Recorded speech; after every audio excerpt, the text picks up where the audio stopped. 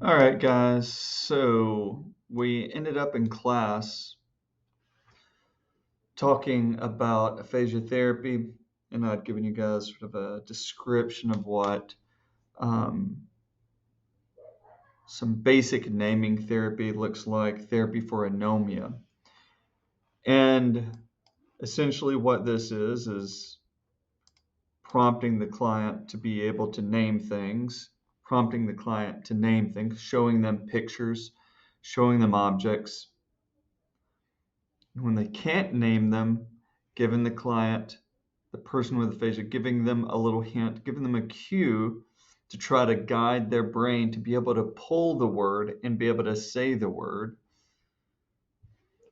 And we usually use common objects because we want to teach them functional words. So if you have someone with aphasia, we'll say non-fluent aphasia, they have very few words that they can produce. If you're going to work on giving them more words, you want to really you want those words to be as functional as possible. You want them to be words that are very powerful that they can use. Words like eat, drink, cup, fork, maybe their name, maybe their loved one's name, maybe the phrase I love you. You want to be teaching them language that they're going to be able to use. And this goes back to what I was mentioning in the last class at the end of our section on child language disorders, which is that you want your therapy, whatever you're doing, you want it to be functional. You want it to be able to apply to their daily life, and you want it to be able to make their lives better. If what you're doing is ultimately not going to improve the communication and therefore improve the life of the person, then you don't have much justification for whatever therapy that you are doing. So back to the fact that we use common objects to begin with. Usually cup is one of them. So for instance, you would show the client a cup and you say, okay, what's this? And they're going to look at it. And if they can't think of the name, and they'll know what it is, they're going to be like, and they're going to gesture to you, but that anomia may keep them from finding that target word. But you don't want to just let them struggle because they're not succeeding. You want them to succeed in therapy. So at that point, you would, like I said, you would give them a hint, which we call a cue or a prompt. One kind of cue would be giving them a related word. If they're not thinking of any related words, you could say, you use it to drink. It's got coffee in it. You try to give them words that are going to make that word cup sort of prime their retrieval of that word to make it more likely that their brain is going to find that word and be able to produce it. If that doesn't work, you might go for something more direct where you would give them the first phoneme of the word. It's a k.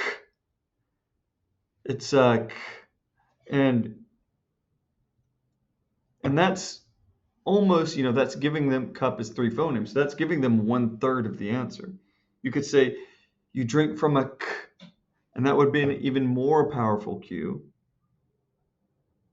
because you've given them the sentence. You drink from a, and the brain is you're really leading their brain to the word cup. You drink from a k, and you give them that first phoneme, and they should be able to say cup.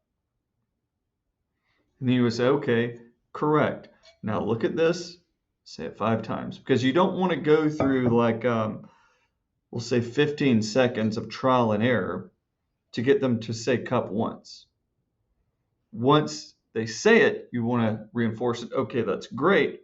And now you want them to do that as many times as possible. Okay, now that you have that word, I want you to say that word, the correct word, the target word, in response to the stimulus 5 times, maybe 10 times, before you move on to another word, practicing another word. Because if you just say it once, cup, okay, moving on, They've only practiced it one time. You've spent 15 seconds on practicing it once. But if you say, great, now let's do it 10 more times, cup, cup, cup, cup, cup, cup, cup, cup, cup, cup, then maybe you've spent 10 more seconds on the word cup, but you've practiced it 10 times, 11 times with that first practice, as opposed to just once. So that's 10 times as much therapy than you had on the first 15 seconds to produce the word cup just once. And it's the same with our tick therapy. You elicit a phoneme from a child, you might spend 15 seconds getting them to be able to produce that target phoneme, the S or the R. You don't spend all that time to get it once and then say, okay, now that you've worked so hard on it and you've gotten to where you can say it, I only want you to say it once and then we're going to move on. You get them to say it once, and once they've gotten it, you say, great, now let's drill it. Say it 10 more times. And 10 is just an easy number to keep track of in therapy because you have 10 fingers. So if they get it right, for all the times they're getting it right, you can track with your fingers. We talked about melodic intonation therapy, which uses the intact right hemisphere function of pairing of melody to pair melody with a word and practice the melody with the word to increase the likelihood of the person being able to say the word.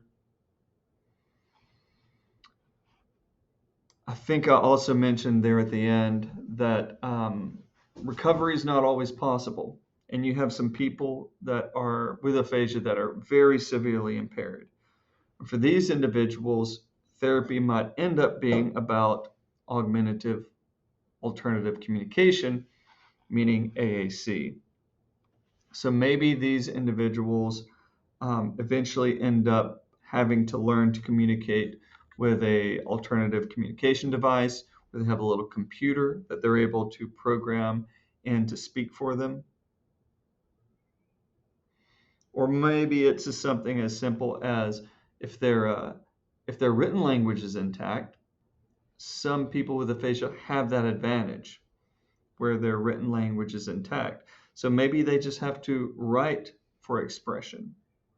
Or maybe because of the right side hemiplegia, that's the result of the left hemisphere stroke that is causing them aphasia. Even if they have written language abilities that are intact, maybe they can't write because they're motorically impaired, in which case maybe they're pointing and spelling on an alphabet board. This is just to say that therapy for aphasia, initially how it begins in the restorative phase, where you're working to reduce the deficit level and restore the language abilities of the person. But there comes a point where if they don't improve to a certain level, you will have to default to a compensatory strategy to teach them to communicate as well as possible with their deficits there. And this is one of the places where AAC comes in. We're going to talk about that more in the next chapter on AAC. All right, so for the most part, when we talk about left hemisphere stroke, left hemisphere damage, we have this one word that we apply, aphasia.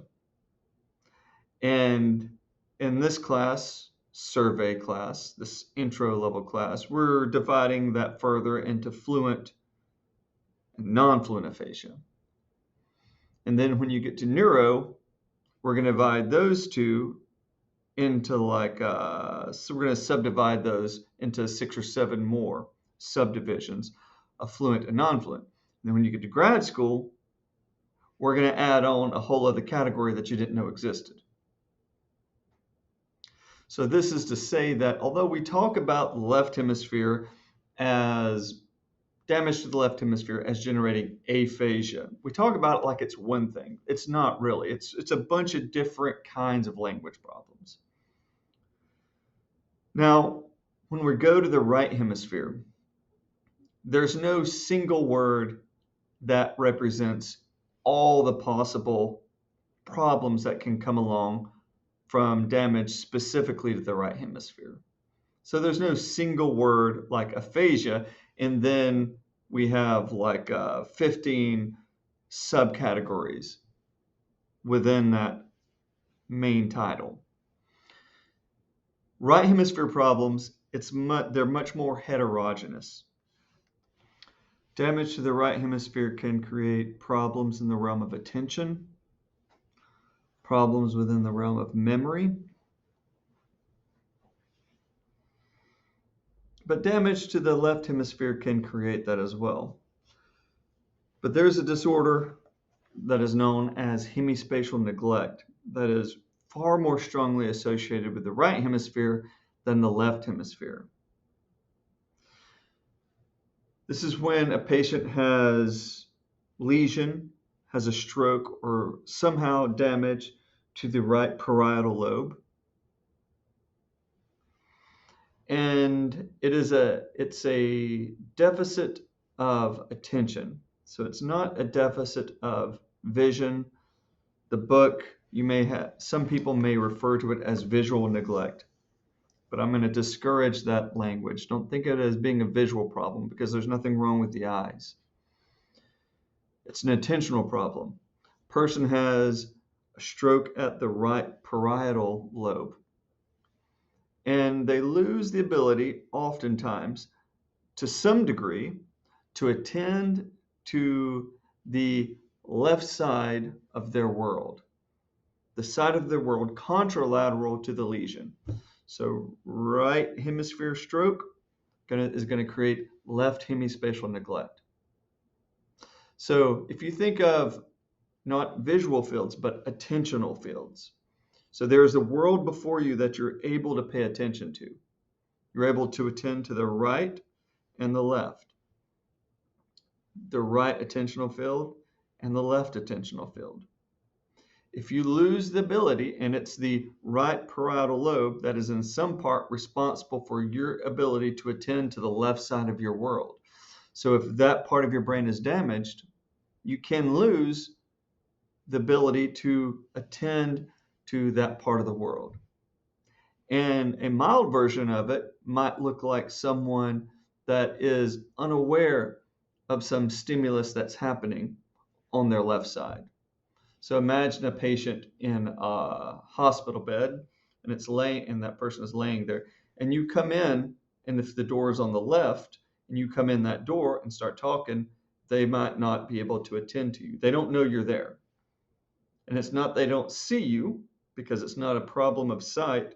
They don't see you because you're in the left. They don't hear you because that auditory sound is coming from the left. They're unable to attend to the left. And if you're in the left, then they might not pick up on you. Or they may struggle to pick up on your presence. And then you cross, and once you cross at midline into the right side of the world, then they're like, oh, and then they're able to attend to you perfectly. Someone with a severe left hemispatial neglect may lose the ability to even understand that there's a left side of the world. The entire idea of leftness may leave them. They only exist in the right. And if you imagine, if you only exist in the right, and if you move to the right, how do you turn back left? And then if you moved a little bit more to the right, how would you ever turn back left? And you'll see these people, if you work in rehab, they'll be wheeled into your office in a wheelchair, and they'll be in this position. It's an extreme extension, just painful to look at, where they have, over time, they have moved to the right, to the right, to the right. And because left for them doesn't exist anymore, they've lost the understanding of how to even turn back to the left. And so you sort of have to take that person and like physically try to move their head back to midline. People with severe hemispatial neglect, they will, if you put a tray of food in front of them, they will only eat. If it's left hemispatial neglect, they're only going to eat the food on the right side of the plate. If you give them a page to read, they're going to look at it, and everything on the left side of the page, they're going to neglect and not know it's there. And everything on the right side of the page, they're going to be able to read. And that creates a situation where they'll start reading, but they're going to start in the middle of the page, and they're going to read to the end, and they're going to come back and they're going to start once again in the middle of the page. So it would, if you ask someone with left hemispatial neglect, you put the book in front of them and said, here, read this. It might sound like, to accompany and support the observer, pathologists are also warranted. Common phonatory measures are Pentax Medical and computerized speech lab and intensity of voice, the regularity of the vocal fold, frequency, spectrographic analysis of speech, or CSL, co-articulation and voice onset. So what's happening is they're neglecting one half of the paragraph, and they're just reading the non-neglected. But of course, they're only reading half of each line, so it makes no sense to them. And this sounds very bizarre, like a very bizarre disorder, and it is a very bizarre disorder, but it is not uncommon. So for the hemispatial neglect is as common in right hemisphere stroke patients basically as aphasia is in left hemisphere stroke patients, which means that about half of the patients with right hemisphere stroke is going to have some level of left hemispatial neglect. And that translates out to about a quarter of people that have strokes. So that's a lot of people. So hemispatial neglect, this is not something that you're never going to see. This is good if you work with stroke patients, and if you work with adults or in a hospital, you're going to see a lot of stroke patients. You're going to see a lot of aphasia. You will see a lot of hemispatial neglect from right hemisphere strokes. And so we evaluate for hemispatial neglect, and we provide therapy for hemispatial neglect as well as other right hemisphere problems.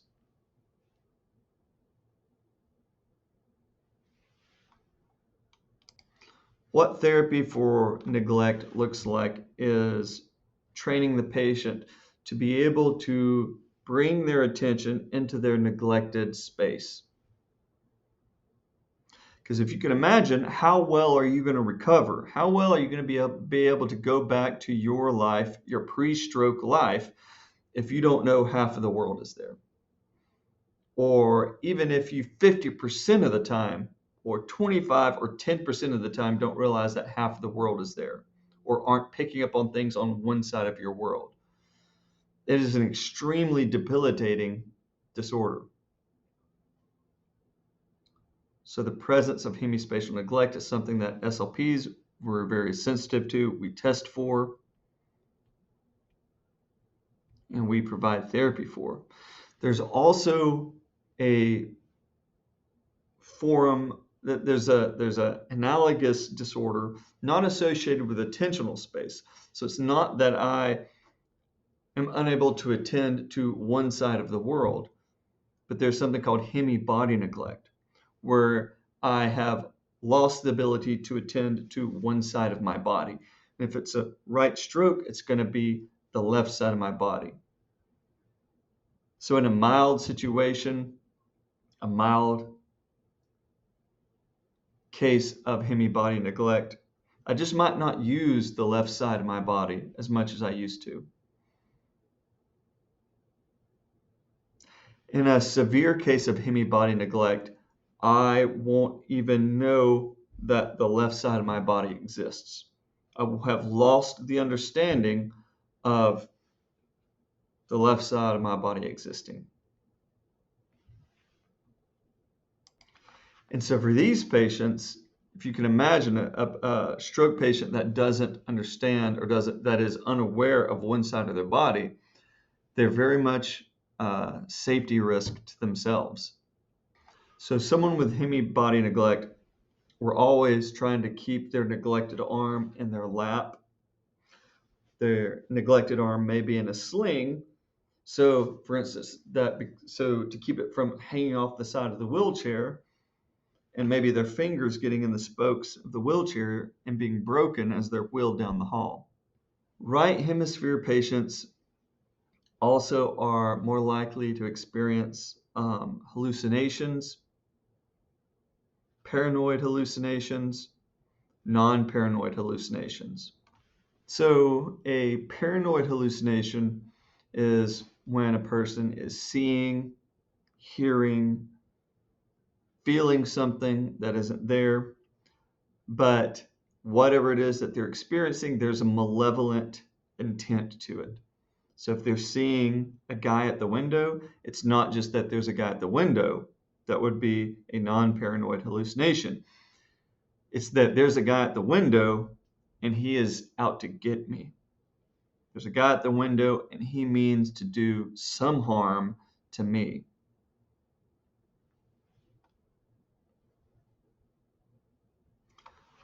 Oftentimes in the hospitals, your right hemisphere patients, if you can imagine someone that's having these paranoid hallucinations and nurses are coming in and out, oftentimes the nurses become sort of the focus of their paranoia. And they'll often tell you that, that the nurses are trying to poison them. I've heard that a few times, that the nurses are stealing my stuff.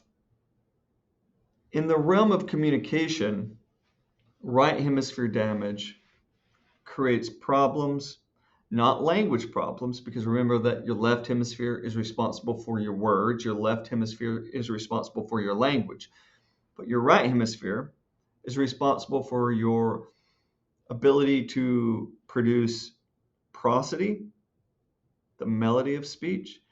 It's responsible for your ability to understand the prosody of others.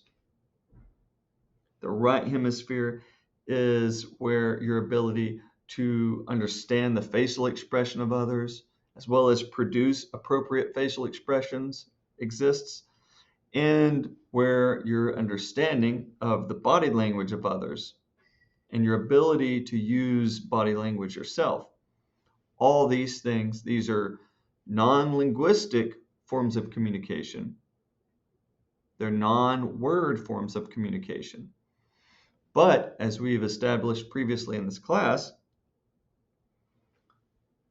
most of the communication in your day exists, most of your functional communication exists within that realm. It's not so much, doesn't so much have to do with the words that you're using when you communicate with your friends as the prosody, your facial expression, and your body language. That's where like 70% of the meaning that you communicate throughout the day, that's where that exists. So as SLPs, our right hemisphere patients, they look way different than our left hemisphere patients. And because there's so many different things that can go wrong with as a result of damage to the right hemisphere, a right hemisphere patient can present in many different ways. If you, let's say you have 15 different disorders that can arise from damage to the right hemisphere. We're not going to go through them all here. But let's say you have 15 disorders that arise that are specific from damage to the right hemisphere that SLPs treat. So a person feasibly, determining on where the damage is in the right hemisphere and how severe that damage is, they could have any or all of these 15 at any level of severity. So your right hemisphere patients are very heterogeneous. It's not like an aphasia patient walks in the door and you pretty quickly are like fluent, non-fluent. And then you drill down from there and you get very specific very quick. Guy with a right hemisphere disorder walks in and you don't have that luxury. You got to spend some time with them, really figuring out what the deficits are and sorting them out. So because right hemisphere patients have often a loss of prosody, a loss of facial expression, a loss of body language, they can have a very flat affect and they can be very monotone. And you might be looking at your patient, and their facial expression and their prosody may not be communicating their actual emotional state. So you could be interacting with a right hemisphere patient that is going through an emotional collapse in that moment, and you might not realize it because of their lack of non-linguistic expression. Because prosody, facial expression, body language, that's where you really communicate your emotion. So it's important whenever you're interacting with your right hemisphere patients, if they're lacking these things, that you sort of prompt them and ask them specifically how they're doing. Okay, so we've talked about what damage to the left hemisphere only looks like, kinds of aphasia. We've sort of given a brief overview of what damage to the right hemisphere can look like. In the realm of communication, that is problems within the realm of emotional communication, which means like facial expression, prosody, body language.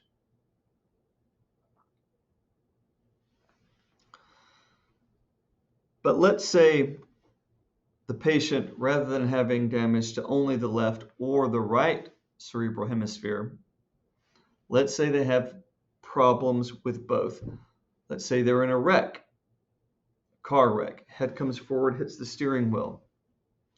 Both cerebral hemispheres will be damaged. Or let's say they have a disease such as dementia. Both cerebral hemispheres are degrading. So there are a lot of diseases out there, degenerative diseases that affect the central nervous system, that affect the brain.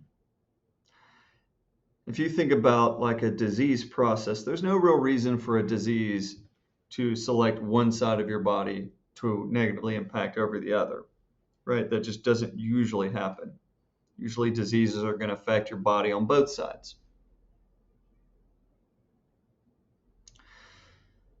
So we have all these different degenerative diseases that affect the brain that create cognitive issues, speech issues, language issues, swallowing issues.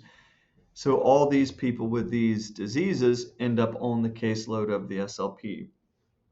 The most common of these diseases is Alzheimer's dementia. Alzheimer's affects both cerebral hemispheres, and this is a disease that begins with greater degeneration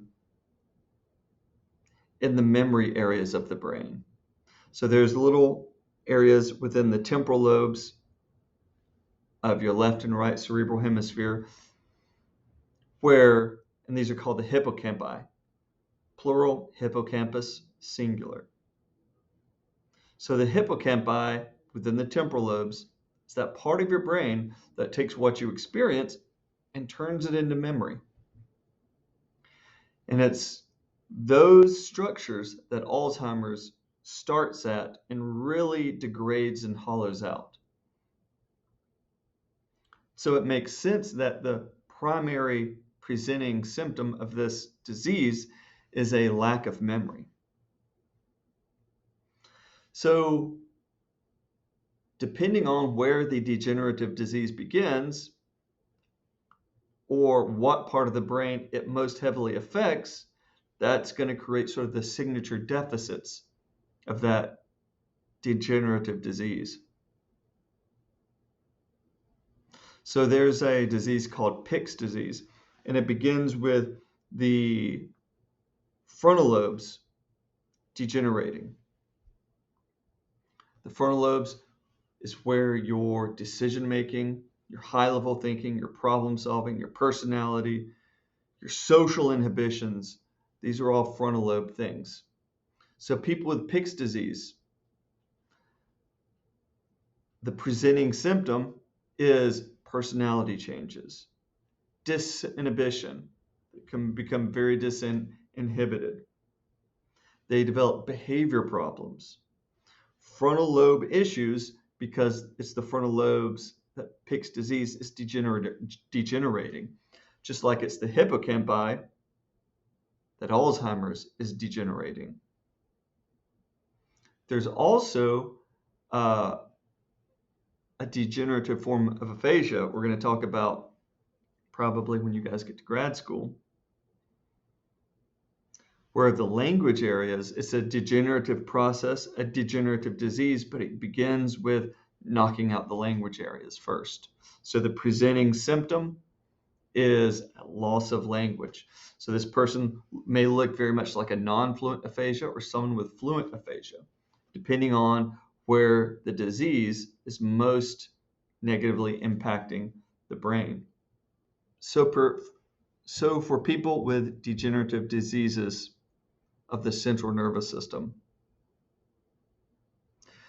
these patients are going to be on the caseload of the SLP. We're going to help them preserve their cognition for as long as possible, their communication for as long as possible, their swallowing, their ability to take food by mouth for as long as possible.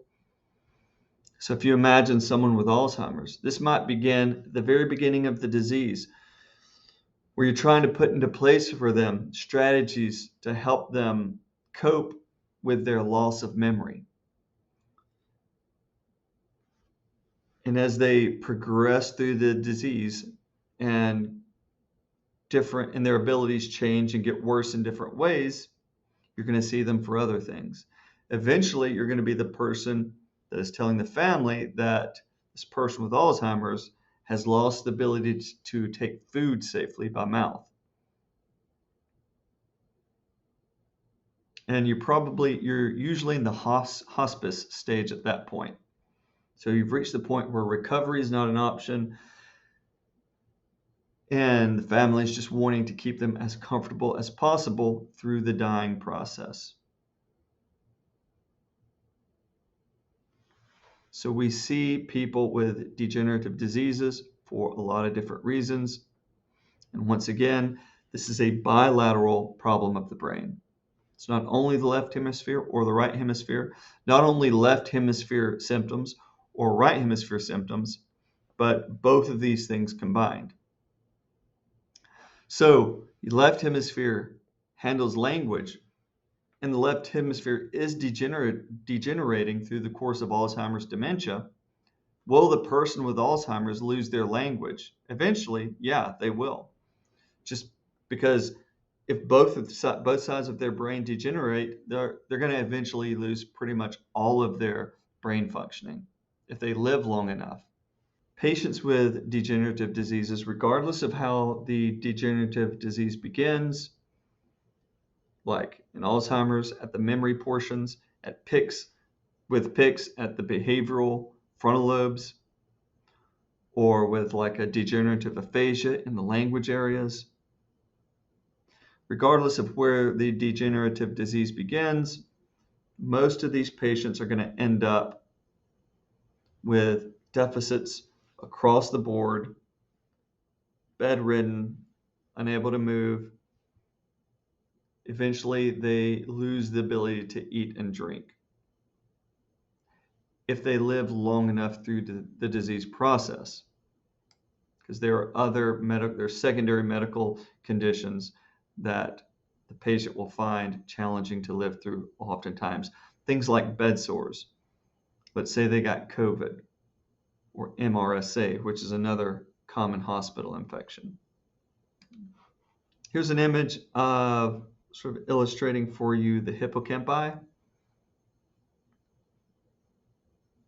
So this chunk right here would be the temporal lobe, and this little curly thing would be the hippocampi.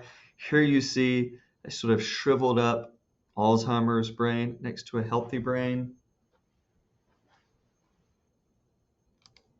Also, traumatic brain injuries are very common, and both sides of the brain are usually damaged in a traumatic brain injury.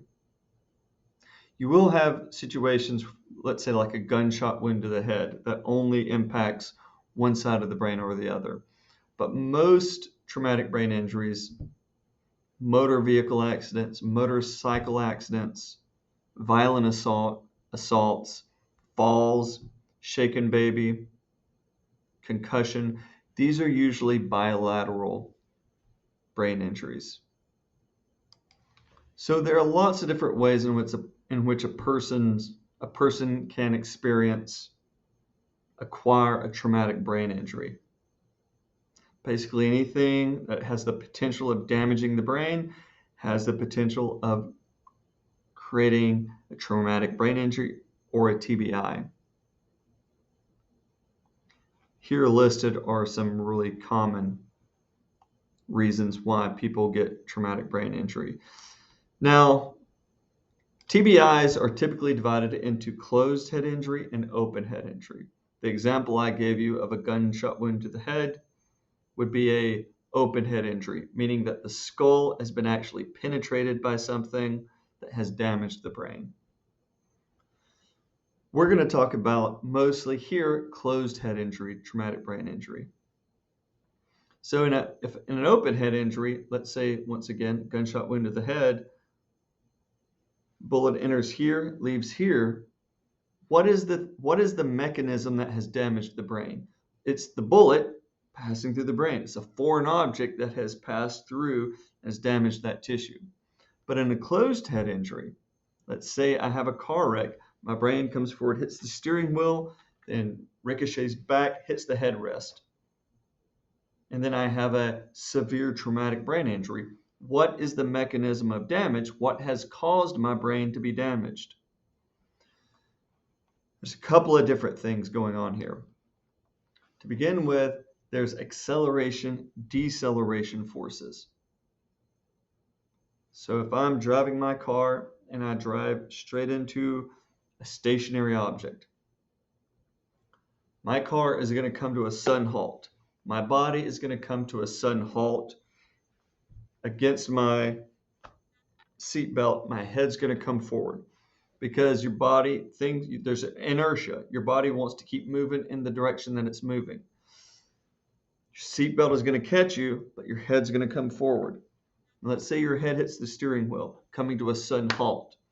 Your brain, if you can imagine your brain sort of being a jello-like structure within the skull, the brain is going to then be moving forward and it's going to hit the front of your skull, damaging the front part of the brain against the inside anterior front part of your skull. And then if from that impact your head ricochets back and hits the headrest with also a damaging level of force, your head's going to come to a sudden halt. The brain within your skull is going to bang against the back of the skull. So that is an acceleration-deceleration injury. We refer to that as a coup contra coup style injury.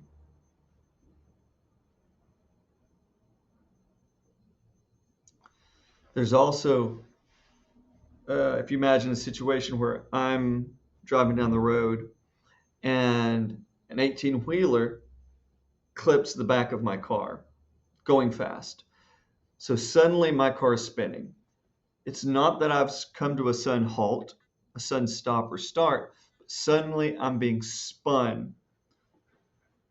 And the amount of centrifugal force, G-force, that is being exerted on my head in that car is warping my brain inside my skull. As you can imagine, the brain is not meant to be warped by G-force or anything else. But when that warping of the brain happens, all those billions of connections between cells of the brain, between neurons, they get pulled apart, and that creates damage, and that is called diffuse axonal shearing.